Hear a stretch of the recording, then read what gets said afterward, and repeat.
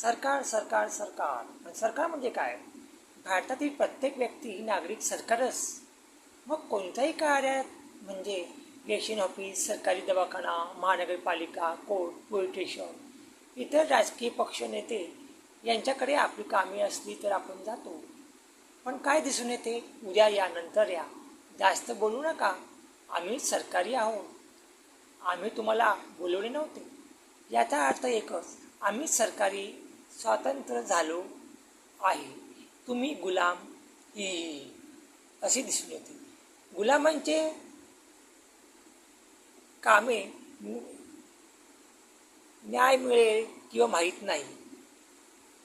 नसते, पण गुलाम शारीरिक मानसिक त्रास दिशाभूल होऊन मरणाच्या दारात उभा.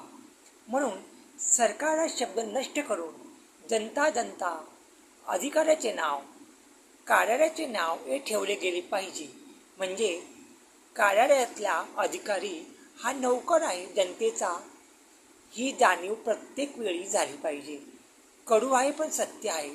जय महाराष्ट्र, जय छत्रपती शिवाजी महाराज की जय.